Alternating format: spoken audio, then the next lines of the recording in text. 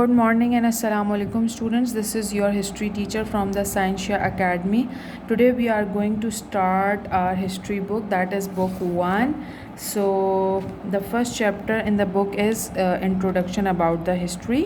So in this chapter basically we will learn little bit कि history क्या होती है, ठीक है, और उसमें हम किन चीज़ों को learn करते हैं.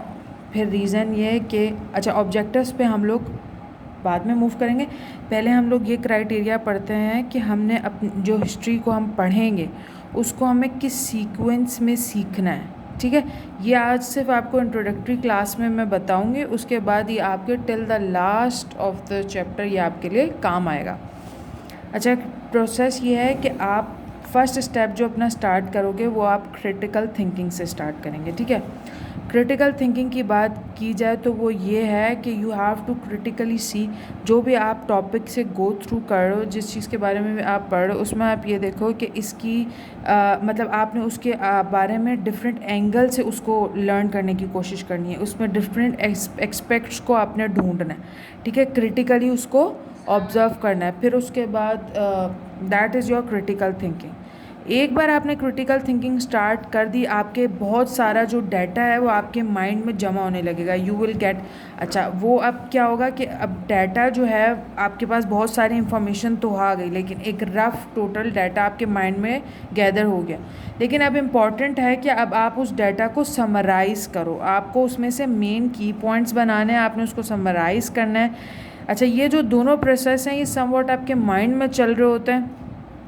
आपकी क्रिटिकल थिंकिंग होती है, आपके पास डाटा गैदर हो गया, आप उसको समराइज़ करो. After that what you have to do, you have to move towards the reflecting. अब रिफ्लेक्टिंग पे आपने चेक करना है कि ओके मैंने रीड किया, मैंने उस पर क्रिटिकल थिंकिंग की, मैंने उस डाटा को समराइज़ कर लिया. रिफ्लेक्टिंग का मतलब यहाँ पे ये है कि what's the learning, what the outcome, what's the output. मैंने जो किया है इससे क्या रिफ्लेक्शन आया है, क्या मेरी लर्निंग्स हुई हैं, क्या मुझे न्यू इन्फॉर्मेशन मैंने गैदर की है, वो आपका रिफ्लेक्टिंग स्टेज होता है. नेक्स्ट आप जिस स्टेज पे मूव करेंगे वो होता है रिसर्च. रिसर्च में आप क्या कर रहे होते हो कि जैसे आप फॉर एग्जांपल जब आप क्रिटिकल थिंकिंग पे गुजरे, आपने उसको डाटा को अरेंज कर लिया तो आपका समराइज़ का प्रोसेस स्टार्ट हो गया. जब समराइज़ का हो गया, अब रिफ्लेक्टिंग पर आपने सोचने का काम शुरू कर दिया कि इसमें से आपकी क्या लर्निंग हुई है, ठीक है. अच्छा, यहाँ पर आप डेफिनेटली जब आप इस पोजीशन पे होंगे तो यहाँ पर एक नया क्वेश्चन राइज होता है कि कुछ ऐसे पॉइंट्स होंगे जहाँ पर आपको आपके दिमाग में WH क्वेश्चंस फॉर्म होने लगेंगे कि ऐसा क्यों हो रहा है, ऐसा क्यों है, और ये क्यों हुआ था. अच्छा, उस हिस्ट्री में ये क्यों हुआ, उन्होंने like if you talk about they कि उन्होंने यही रास्ता चूज़ किया था जाने के लिए, तो वहाँ आपके डेवलप होने लगा कि क्यों, why river Nile, why they choose the river Nile, ठीक है, कोई और क्यों नहीं. तो यहाँ पे आपके जो दिमाग में WH क्वेश्चन स्टार्ट हो जाएंगे. उसके लिए आपको करनी पड़ेगी रिसर्च. एंड रिसर्च के लिए आपका सबसे ईजीएस्ट वे है कि आप इंटरनेट यूज़ करो. आप अगर और एक हिस्ट्री की बुक आपको टीचर रिकमेंड करनी है, आप बाकी भी देख सकते हो, ठीक है. अच्छा, रिसर्च में हम जब फर्दर अपना चैप्टर स्टार्ट करेंगे तो हमें आइडिया होगा कि रिसर्च 2 टाइप्स की होती है. ओके, सो आप रिसर्च जब हम फर्दर पढ़ेंगे ना तो फिर आप लोगों को रियलाइज़ होगा कि रिसर्च के भी 2 मेथड्स होते हैं. एक आप प्राइमरी डाटा लेते हो, एक सेकेंडरी डाटा आपके पास होता है, वो हम फर्दर अब चैप्टर में पढ़ेंगे.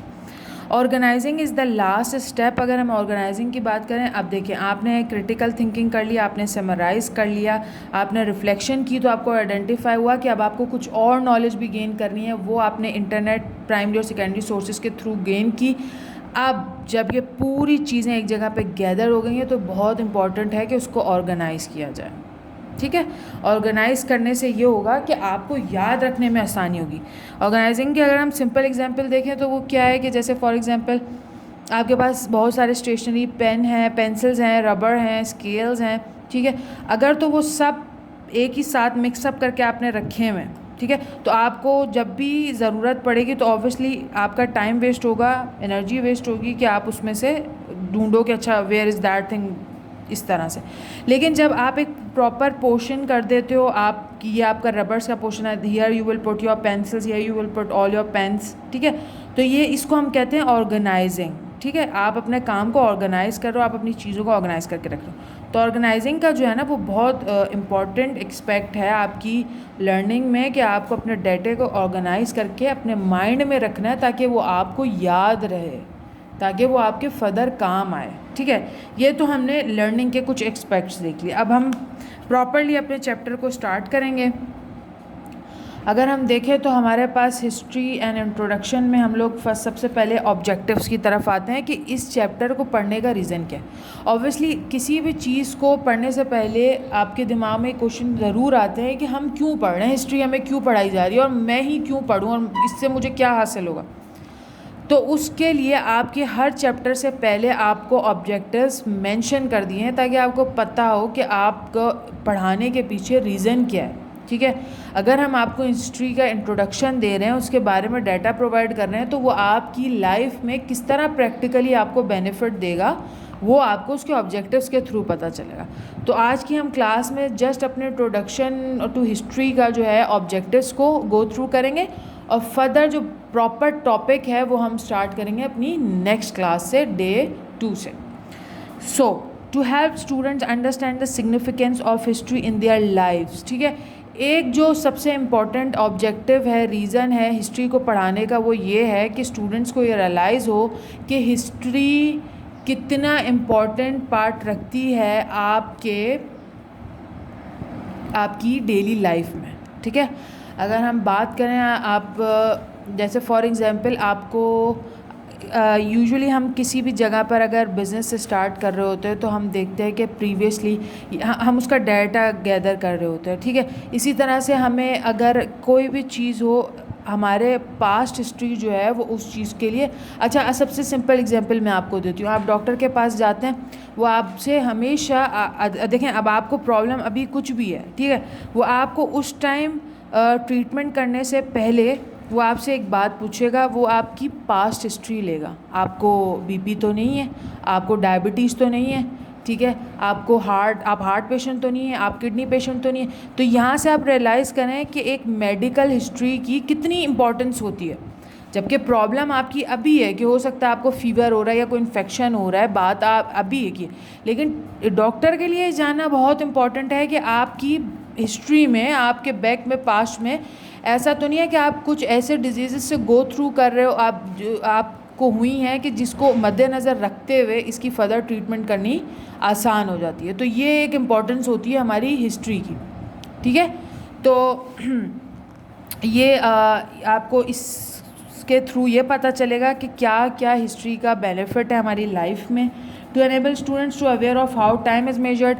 अच्छा, आप लोग देखते हैं अपनी क्लॉक में आप टाइम देख रहे होते हैं, बड़े आराम से आपको पता चल रहा है कि ये अब दोपहर के 1 बज रहा है, शाम के 5 बज रहे हैं, रात के 8 बज रहे हैं। ठीक है, लेकिन कभी ये सोचा है कि ये घड़ी बनी कैसे है, ये टाइम मेजर कैसे होता है, इसके क्या टैक्टिक्स हैं, किस तरह से इसको यूज़ किया जाता है। जी बिल्कुल, ये वाला जो क्वेश्चनिंग है कि टाइम को मेजर किस तरह से किया जाता है, वो कौन से टूल्स हैं जिसके थ्रू हम जो है वो टाइम को मेजर कर रहे होते हैं, वो भी आप अपनी हिस्ट्री से जान सकते हैं। आपको बताया जाएगा कि किस तरीके से ये मेथड बना, कि किस तरह आपकी क्लॉक जो है वो डेवलप हुई, किस तरह आपका 12 आवर्स वाला जो क्लॉक सिस्टम है वो है, 24 आवर वाला क्लॉक सिस्टम है वो है, सब किस तरह इंट्रोड्यूस हुआ है। तो हम इसमें एक इम्पॉर्टेंट चीज़ जो लर्न करेंगे, हाउ टाइम इज़ मेजर्ड। फिर मूव करते हैं नेक्स्ट ऑब्जेक्टिव पे, that is to make students realise the importance of source of information. कितना ज़रूरी है कि आप किस सोर्स से इंफॉर्मेशन को गैदर कर रहे हैं, इसकी क्या इंपॉर्टेंस है आपकी लाइफ में, उसको हम लर्न करेंगे। To facilitate students in establishing a link between history and geography.